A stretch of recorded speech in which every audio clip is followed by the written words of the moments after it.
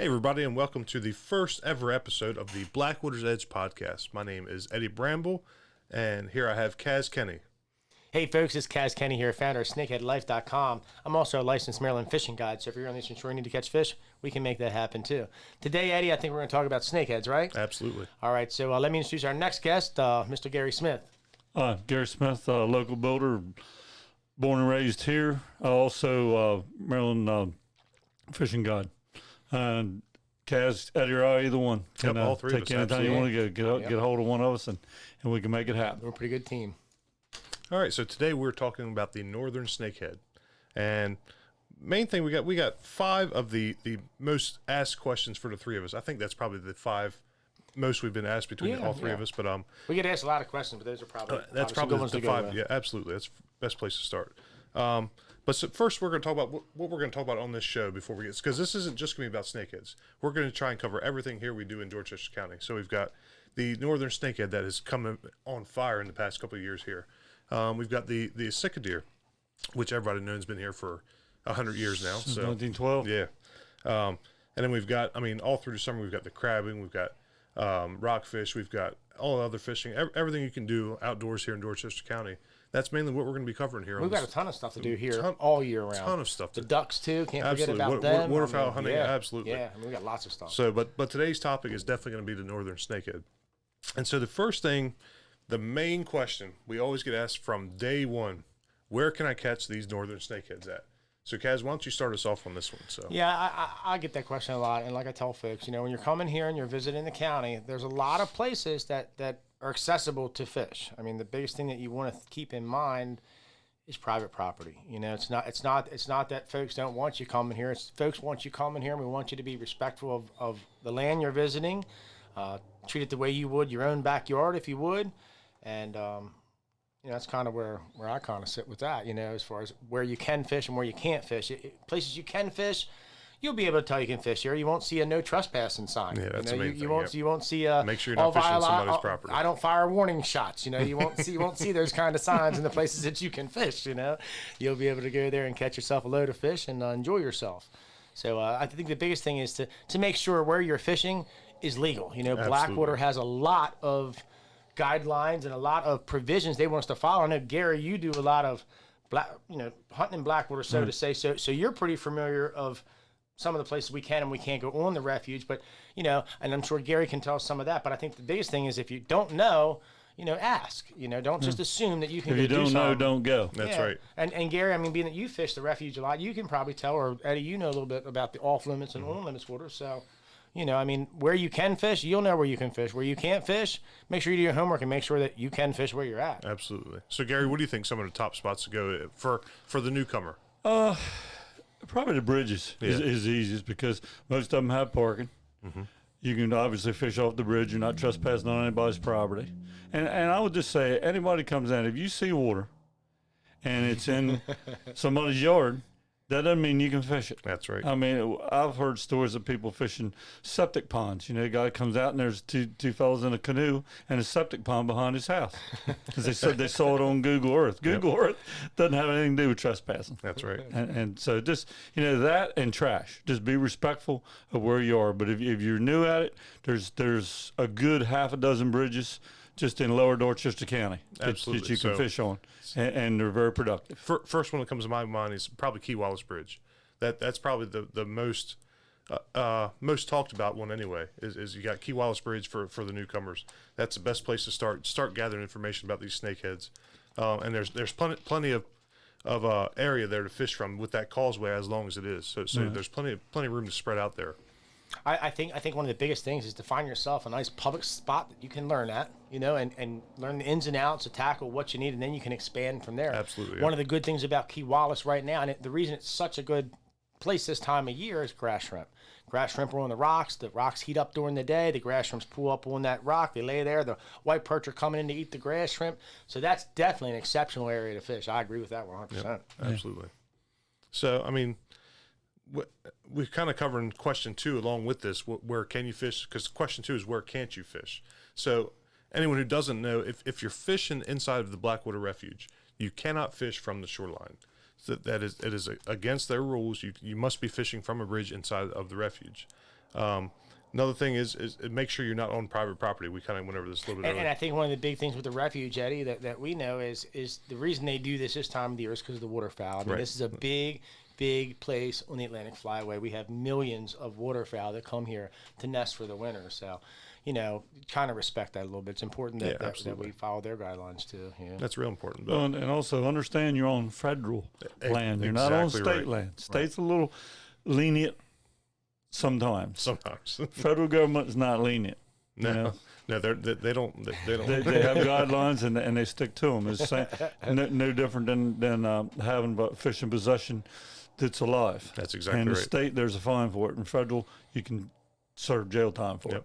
It's a little more serious. Absolutely, it's very serious. So what are some more hot spots you think that we can send some?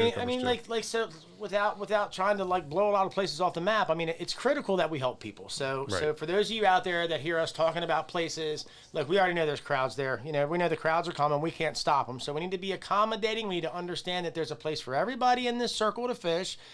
We need to, if we're catching fish and we see a new guy that comes in and there's not a spot on the bridge, step out for a minute, let him get in there and let him catch a fish or two if he's just traveled 4 hours, never been here and he wants one. There's plenty of fish here for everybody. So as far as the bridges, hot spots, if I had to pick my 3 top bridges for me to fish, let's just go there. Right now, if I was going out today and had to pick 3 bridges, I think my first stop would probably be the big bridge at 335. Yeah. Only because you got deeper water there with the bridge, there's a lot of bait in there right now. There's a lot of snakeheads in there right now. And it's a great place to catch them, in the colder months, just because of that deeper water that lays there. It seems that they seem to stay a little more active, in that kind of water. If I had to go for my second choice on a bridge, I think my second choice, it's tough, man. I think my second choice, I'd probably look down Drawbridge. Drawbridge is pretty hot all year round, whether it be perch, white perch, rockfish. They show up, but the snakeheads are there consistently all year. You catch them 12 months of the year. They're always there. More current there too. Yeah, absolutely. It definitely moves through there faster. My third bridge that I would probably go to would probably be the Transquaking River access right there on, some guys call it area, some guys call it Drawbridge. I just call it a great place to fish. So that's probably be my third choice. I know that all 3 of them spots right now they're catching some quality fish. So those are my 3 bridge picks. What do you got, Gary? I like both those, and I like Newbridge too. Yeah, Newbridge is a good spot. Plus it's right down the street, which is a branch of the Transquaking, but yeah. It's right down the street from Leighton's Chance. Right. Eddie said to stop there and get him a bottle of bubbly on the way home. Either for him or Charlotte, somebody, right? But yeah, and like I said, Key Wallace is always a good spot to start as well. So, but yeah, that kind of covers the best places to get started on that. A lot of times we also get asked, what's the best times to fish? Everybody always says to me, I didn't mean to jump in there, guys. No, you're fine. I'm just thinking, for me, my best times to fish is, you don't have to be a get out of bed at 4:30 to be there at 5 when the sun comes up kind of guy with these fish. So I really like that because y'all know me. I like to sleep, especially when it's not crab season. And when it's crab season too. But still, you don't have to go out there, butt early to get on the fish. You can sleep in a little bit. I like to let the sun be out for at least an hour before I'm going to go. And then I'm also looking at temperature. Do I want to go in the morning? Do I want to go in the evening? This time of the year, through the summer, it's not so much based on temperature, because you're pretty consistent. They're pretty active all the time from, say May until we get to September, October. The only reason it gets tough during those warmer months is because of the spawn, you know what I mean? But still, the best times to fish for me, an hour after the sun comes up, till about midday, and then I like to come back in the afternoon, maybe 3:30. But if the bite's there, I'll stay all day. You know what I mean? I definitely prefer the afternoon bite myself. It just I've always had better luck in the afternoon bite. I don't know if there's anything to that or not, but I've always had my best success fishing in the right before sundown. So that's as long as you can catch the bait in the same place. You're gonna have fish there. So, what do you think, Gary? That's what I always say. If you give me an hour of the day to fish, it's the last hour before dark. Yep. Everybody feeds the snakeheads, the mosquitoes. We know that mosquitoes feed. But the snakeheads, I always say they want something to eat before they go to bed. That's it. Because they just lay dormant all night long, and I'm a big top water bait fisher rather than live bait, and you always get that strike 20 minutes before dark. Yep. It's It's the best time for me. And some of these guys that are shooting, I mean, some of these guys coming here are starting to pick up. I mean, as far as numbers, what they're finding. So I think the nighttime, shooting stuff, we're going to start seeing unfolding here on the Eastern Shore. Oh yeah, 100%. I mean, the clear water and the Nanacoke, the clear water and some of the other bodies of waters. I mean, these guys are starting to be successful. So I think the more success these guys are having, the more they talk amongst each other, the more we're going to see these guys start coming over here to give us a hand on these fish. So I mean that's a real good start for the best times to fish. What do you think about tides though? See, everybody asks me like tides, high tide. If it's real high, I'm staying home, man. Yeah. I'm watching TV. I'm making me a sandwich. I'm playing with the dog and find something to do. I mean, when the tide gets real high, I don't want to go out there just because those snakeheads, they like to get as far up the water column, as far back as they can, no matter where water goes. They want to try to find the shallowest area, get to the head of whatever body of water they're in. So when the tide floods out, a lot of times the bait pushes back in the frag. The snakes move into the frag. They're not even in the river. You're struggling on the edges of the frag, trying to tease one out of the frag for a strike or something like that, So high tide, no. Low tide, I like low tide because I think that, it's pulled a lot of the fish out of the frag. A lot of bait is more susceptible for the snakehead, so they're more active and they're more feeding. So to answer the question, high tide, I'm usually not fishing on. Maybe the last of that incoming tide I might get on that, or the first of the outgoing tide. But for me, I like to look for the water falling. I like to look for the fish being pulled out of structure, pulled off of the grass. I like to see them eating, and that's when they're going to eat the most, I think.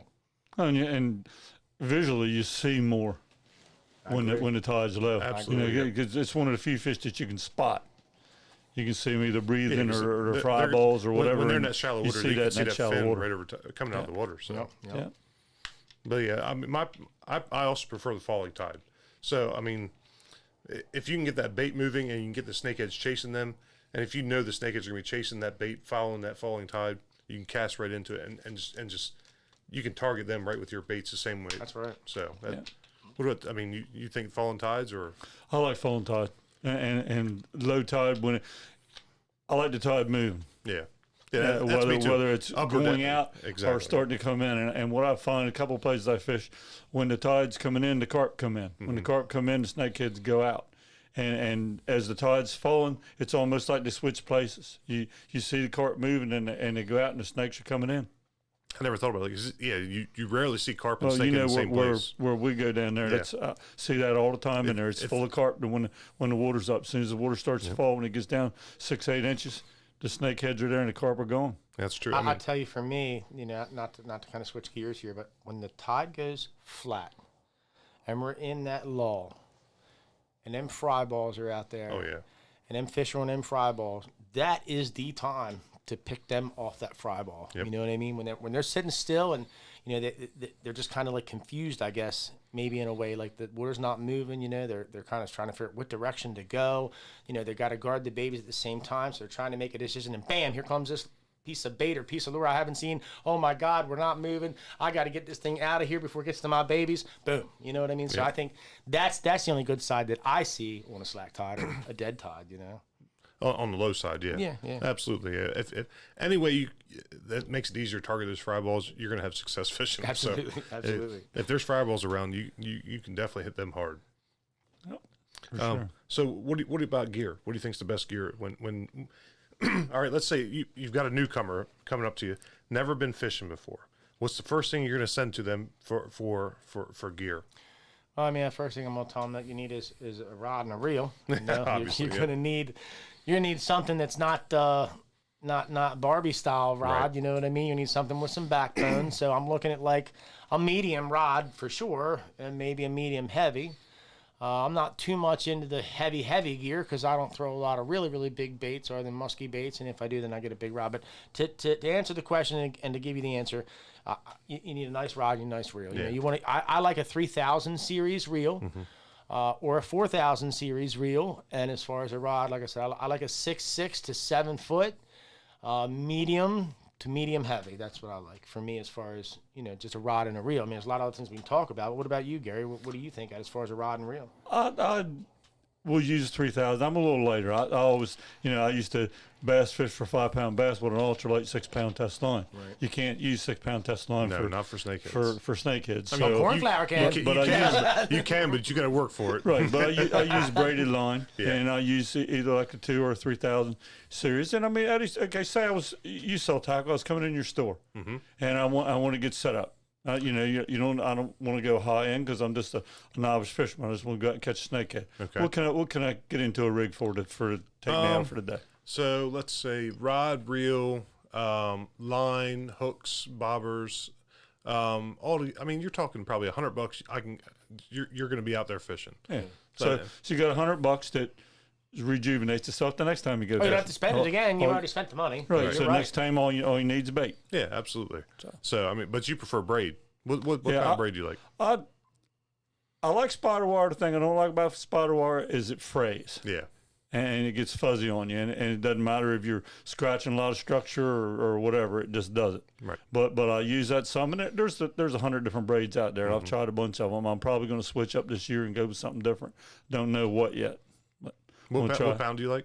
I'm usually 30 to 40 pound at least. 30 pound. And you like fluorocarbon. On my 3,000. Yeah, I mean everybody yells and screams at me because I'm pretty much 10-pound fluorocarbon straight across the board. You just like to hear the line snap. Sometimes I do.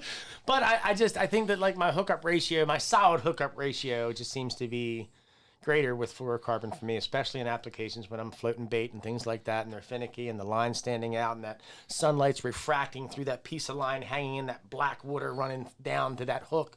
I just think that they can kind of see that light running through the monofilament. You know what I mean? Where fluorocarbon, I just think they have a harder time seeing that line. It's more conspicuous and it's more, I guess, inviting for them and looks more realistic on the bait when it's swimming. You know what I'm saying? Right. So that's just me with fluorocarbon. As far as like the braid goes, if I'm lure fishing and I'm out there chucking musky spinners and things like that, then I'm throwing,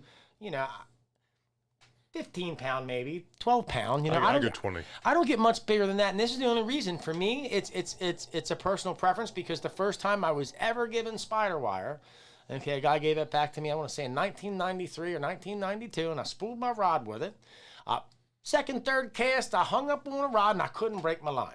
And I'm like, I didn't know to cut the line, burn the line, or anything like that. I thought you just held it in your hand and squeezed it and pulled your rod straight and bang, it breaks. No, that's not what happened to me. I had my hand on the rod and it broke in the spool and it pulled through my hand. It split my hand wide open. Had to have stitches. Had to have a tendon reattached. I mean, it was crazy from spider wire. Yeah. So I was like, I'm never using this again. It will cut you. So that's just me. I'm not saying there's anything wrong with it. Tons of people use braid and it works great for them. I like it because I topwater fish. Yeah. Well, I just like it because you don't have to think about it. I mean, it's so much stronger than fluorocarbon or mono, man. I mean, as long as small. Exactly. Yeah. Exactly. I think as far as a safety blanket, if I was going out fishing, I needed to make sure I had that safety blanket. I would probably be inclined to throw some braid. Yeah. You know what I'm saying? The downside to the braid is you can't cast it nearly as far. It just doesn't quite fly the same as mono or fluoro does. Sensitivity in the braid is a lot better too. Oh, absolutely. It definitely is. You get a bird's nest and it just cut it. It's not worth it. No, you don't even want to fool with it. Right. But yeah, so we got the hooks, we got the bobbers, we've got the 20-pound braid on average is what everybody's saying. You say 12, you say 30, and I say 20. Yeah. So bobber wise, what kind of bobber does everybody like? I mean, I know some guys for the minnows, like I prefer. Now I know I've seen a lot of guys use those cigar bobbers. I'm not a fan of them. I like the big round ones at the 1 3/4 with the weighted bottom on them. That's what I prefer for mine when I'm minnow fishing. What do you like? Yeah, I've never used the weighted ones until snakeheads came around. I didn't either. I was the same way. I've never used the weighted ones. They do. They make a little more noise in the water. Well, I like the weighted ones. It's nice because, especially when you got a big 3-inch minnow on there, you really that weighted bobber. And I use a jig. I don't even use a hook. I use a jig head when I'm fishing with minnows. That way, I know exactly how deep my minnow is going to be, and it lets me play with the depths a little bit, so I can see exactly our snakehead's going to be a foot deep, or are they going to be 6 inches deep, or are they going to be 18 inches deep? It really lets me play with those depths when I use a jig head and that weighted bobber. So that's good. What do you like to use for a bobber? Well, I don't use probably that big, but I like the weighted ones. I've always used it as traditional red and white with just push them down. That's what I always use for. But I don't bobber fish a lot. Yeah, I don't. I very prefer little lure do I fishing, use live bait. I like the strike. No, me, I'm a bait guy all day long. I get the chance, you know that. Yeah, to me, it's not. It's the excitement of getting the strike. It's not how many I come home with. That's exactly that's the difference between live I like bait that blow up. and lure fishing. I think when you want to catch those numbers, you better take 2 pints of minutes with you. Yeah, definitely. When you want to see those strikes happen, you better throw those topwater frogs. That's how you really get. Yeah. That's when you see those strikes that it builds up that so much more excitement. At least for me. Well, see, what I've tried to show a lot of guys as far as the bobbers go is like for me, I like a round bobber. Yeah. You know, I like a weighted bobber. Size wise, it depends on the application, depends on how big the bait is that I'm using. For me, I do not hook both sides of the bobber. A lot of guys do that. I don't either. What I I'm the same do way. is I just, the bottom clip where that little hook comes out the bottom, I wrap my line in there 4 or 5 times. That way, when I pull that bobber, instead of that bobber, like, if you kind of can envision what I'm saying, if the bobber's tied on both ends and you pull that, you're kind of ripping the fish through the water. You know what I mean? If I've got that piece of string hanging from the bottom of that bobber, just kind of swinging underneath there freely, every time I jerk that cork, it's swinging when I stop, and it's forcing that minnow to stay active. That's just for me. I don't use jig heads. I use an Eagle Claw #1 bait holder. That's what I use. That's what I've used since day one. We were talking to a guy the other day about circle hooks, and I'll get into that in a minute, but it's back to the bobbers. I mean, that's how I like to do it. These guys are talking about popping corks, and some of these guys are talking about cutting bobbers in half, hollowing them out, throwing rattles and BBs inside of it, putting them back together. I mean, that's extreme, bro. Yeah, that's tough. And that's one of the things about snakeheads. People are going to extreme lengths to catch these fish. You know what I'm saying? So, and then if we're going to get into hooks, you know, since we've all talked about the bobbers, I mean, hooks, for me, #1 bait holder. I like a thick gauged hook for myself, and this is just my rig, you know. That's why I choose the Eagle Claw. Circle hooks. Circle hooks are a joke, you know. I mean, we had a guy come in yesterday. I remember I brought a guy here, Chris Collins, one time for the first time ever to catch him, and he missed, like, I swear he had to have missed a dozen of them the first time I brought him here. And at the end of the day, I walked there and said, man, I don't know what's going on. Let me see your hook. And he showed it to me. It was a circle hook.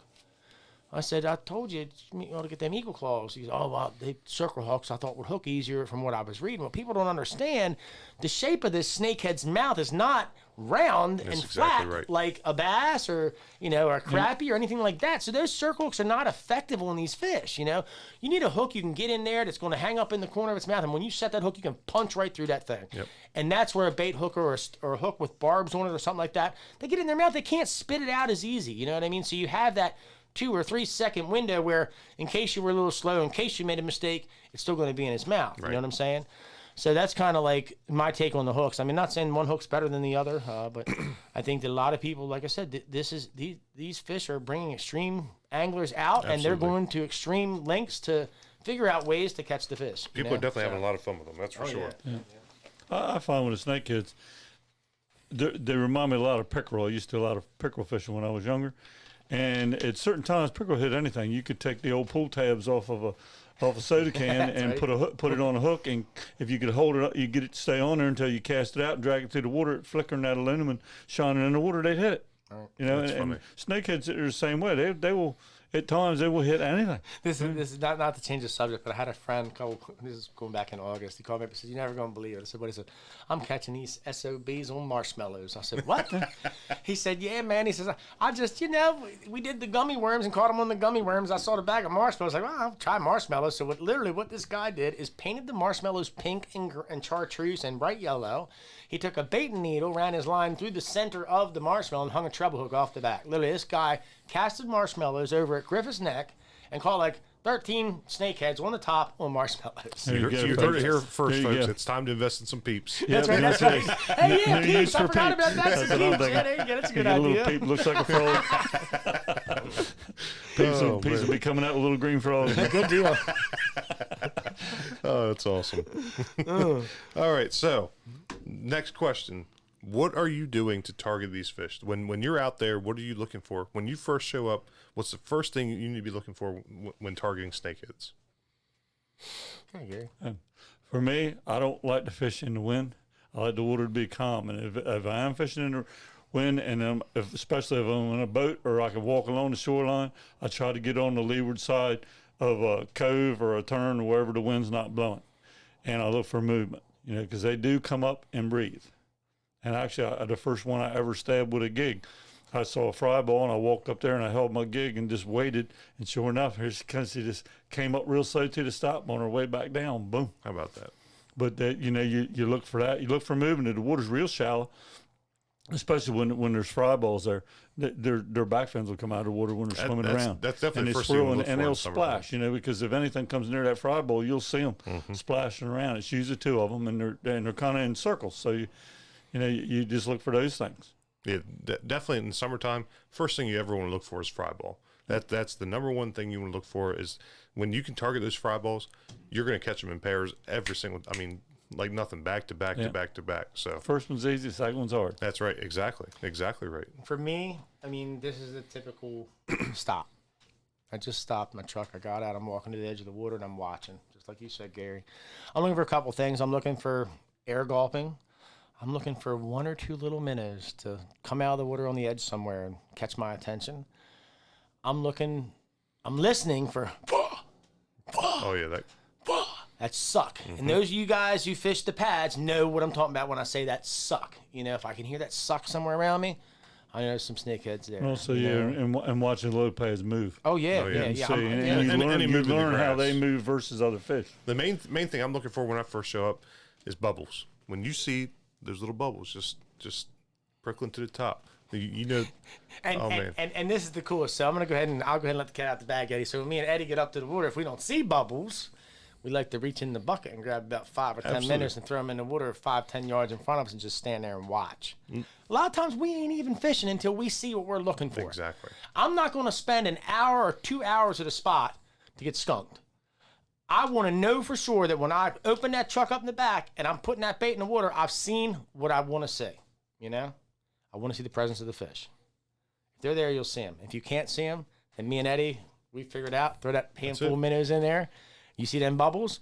They're there. You just didn't see them. If you throw minnows in there and you don't see the bubbles in 5 to 10 minutes, pack your bags. You better find another spot. When we were filming with MPT, it was funny because we that got was over so there. Frustrating. We were struggling really, really bad, and we hit this last spot. We weren't. I mean, the first outing was horrible. You know, the second run we did great. You know, but the key when we got to that second spot, I walked over there. I looked. And I said, I don't know, man. I don't see anything here. Let me grab a couple minnows.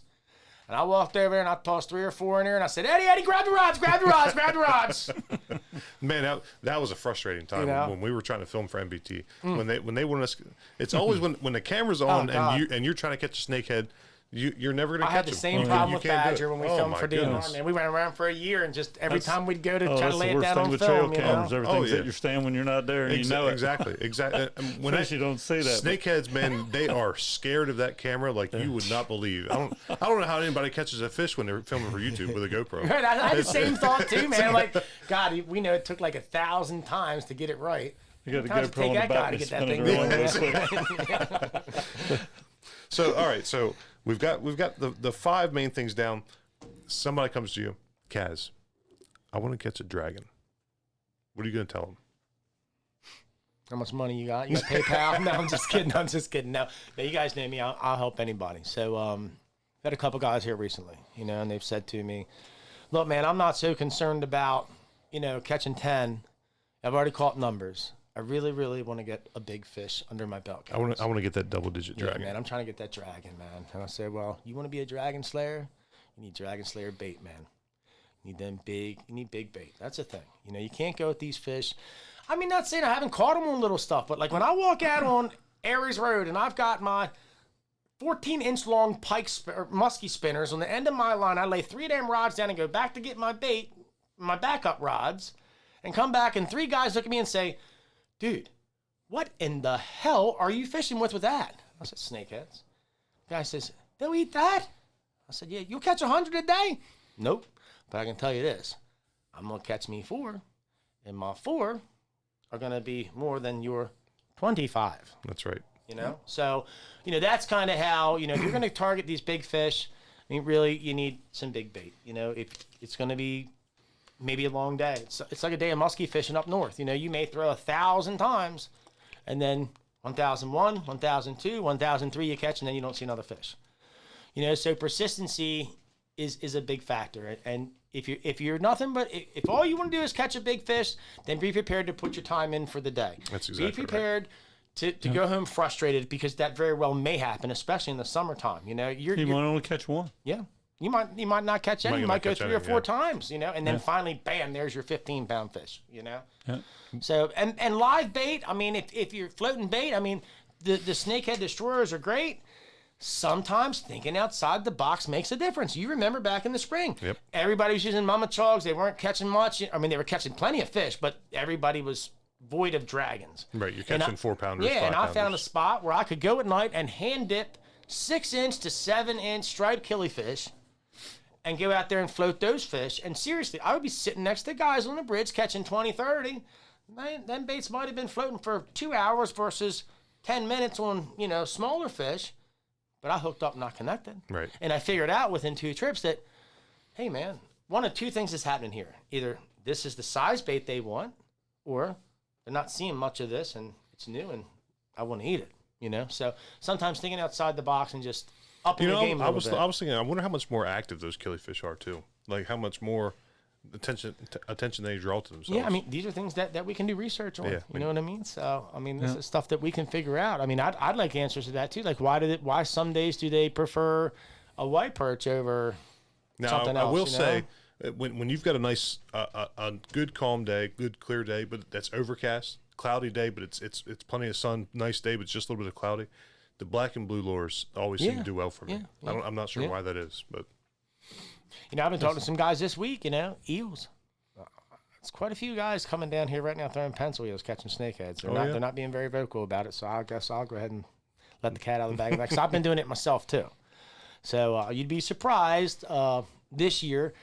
And I'm not sure if it's just because some of the other fish are becoming less available or what's going on, but I'm seeing more fish this year with eels in their bellies. I wonder if anybody's trying like a purple worm off of a bobber where you keep the big purple worms. No, but like what I did this year is I played with some big rubber worms. Yeah. I mean, I played with some 12, 14-inch rubber worms just to see because, you know, some of the big bass places that I fish in the South, that's what we use, 10-inch plus rubber worms, you know. And the biggest thing that I had with it was I couldn't hook the fish, or they bit my worm in half, you know, because I think it's just so long and so much plastic, you know what I mean? Yeah. So I don't know. I think smaller worms like 6-inch culprits, or I mean, I've even busted them up on 6-inch zoom trick worms. You know, they love them twitching through the grass.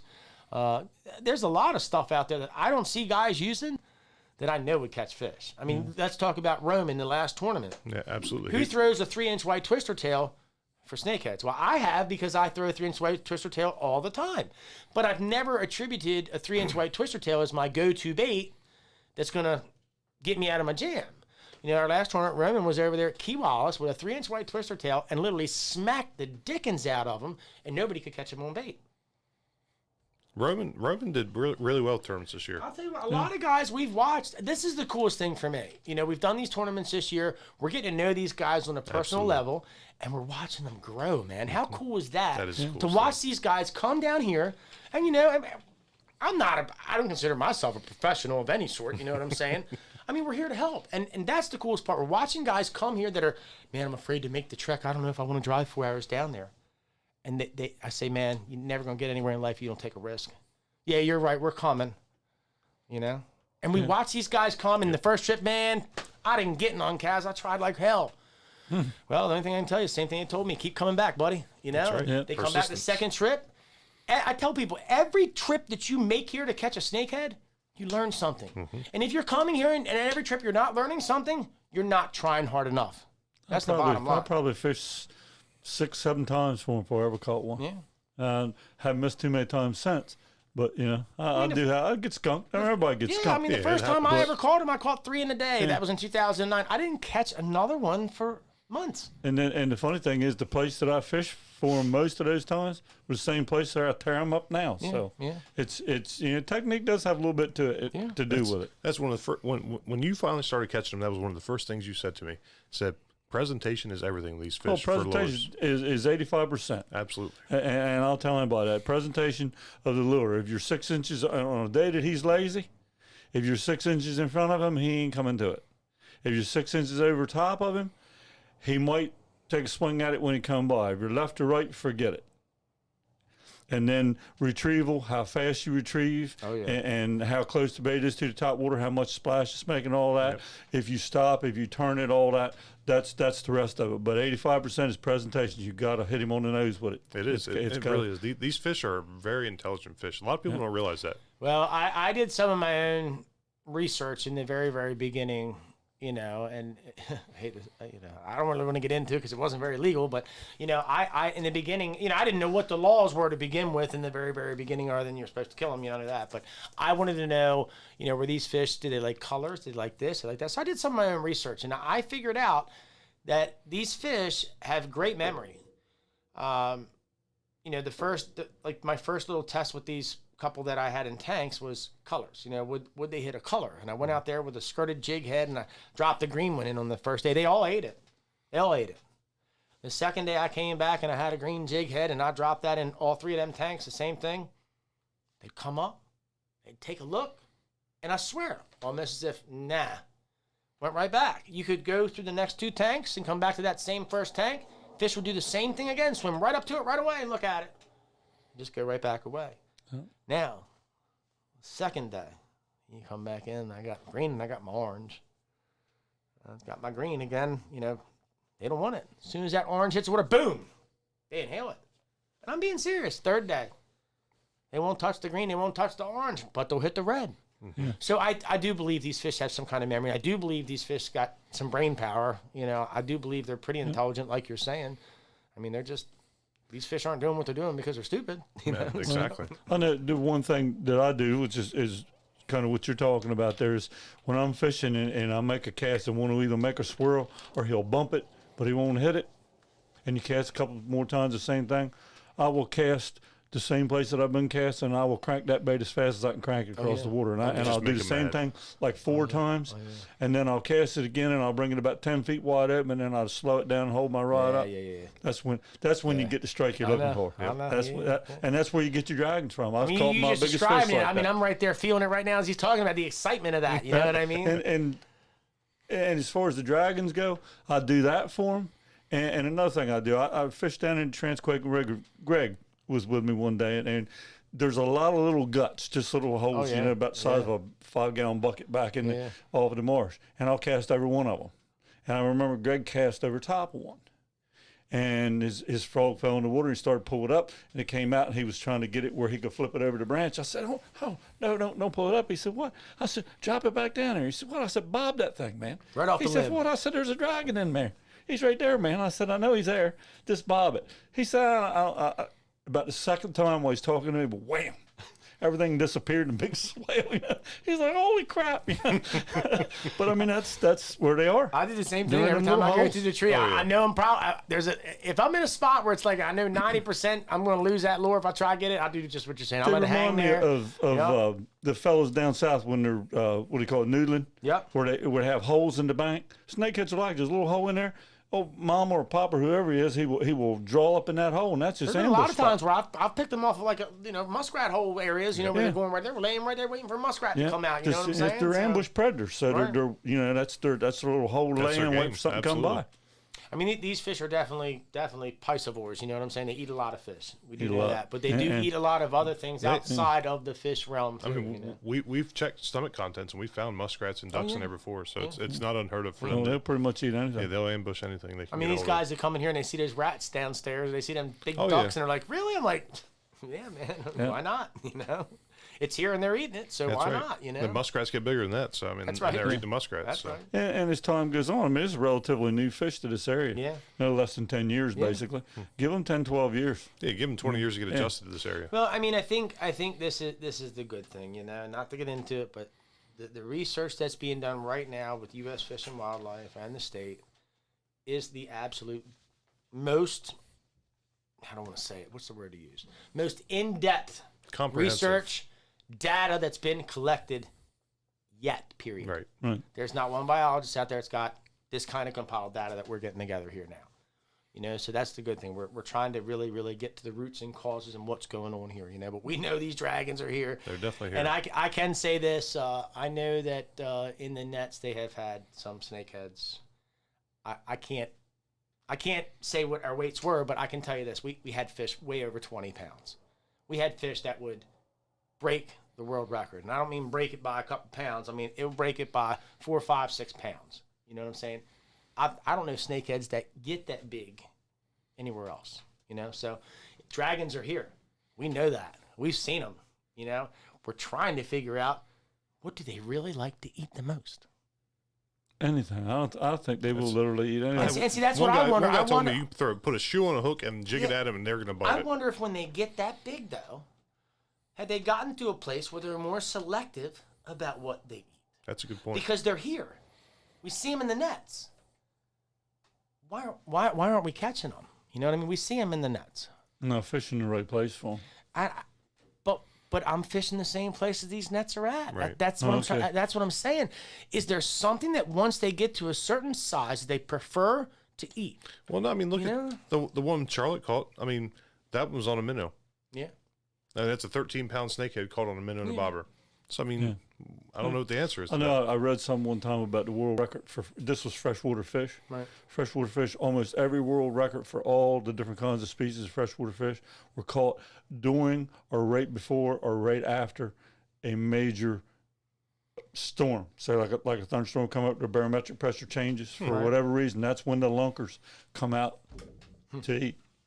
The barometric pressure does something to them and makes them get hungry or whatever, and they come out. I think the most absolute crazy thing about this is that every time we think we figured something out, it changes. We haven't. Completely flip. Whatever you're thinking a year from now. As far as targeting wise, I'm talking about. I bet those 20 pounders though, they answer some kind of live bait. It won't be. They're too big to be smart for lures. Well, they're too smart and too lazy. You get that big to get lazy. I didn't think about that. So look at the big catfish. Yeah. Yeah. Well, I think between me and you this winter, I'm going to try something a little off the hook. I've talked to a couple of these ratters, and I've asked them if they can get me, a couple rats to try. I want to try floating some, anywhere from like 6 up to 10-inch rats, and see if maybe that's not what's they're eating. You know what I mean? Out of my 10 biggest fish in the winter, 3 of those fish had rats in their stomach. Mm-hmm. 4 of those fish had perch in their stomach. I can't remember what the other ones had. And those fish that were in their stomachs were big fish.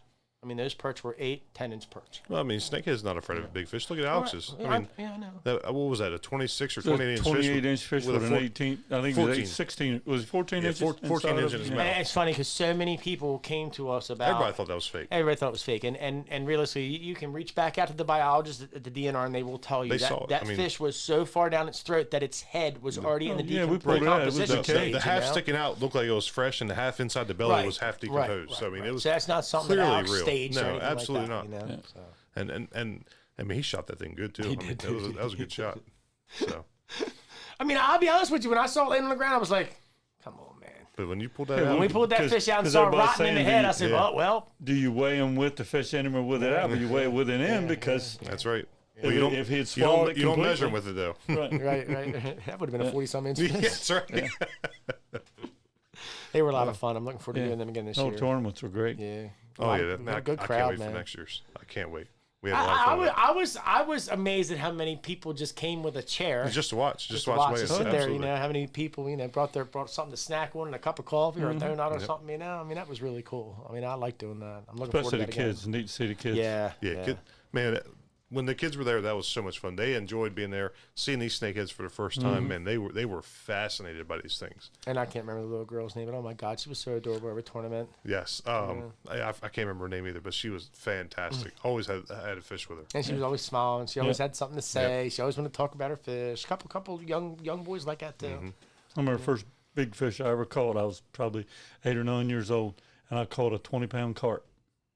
Caught him in Talbot County and landed him in Dorchester. It's a bridge that spans the chop tank there. And man, you took him the whole way? What? Wow. Brought him, and somebody helped me get over the bridge and jump down on the land and drug him over on the Dorchester side of the landing. But I still got my pin and at the time they had to be a certain size, but you send it into the state. They send you a little silver, like a collar pin, and a certificate. And I still got it. That's cool. That's really cool.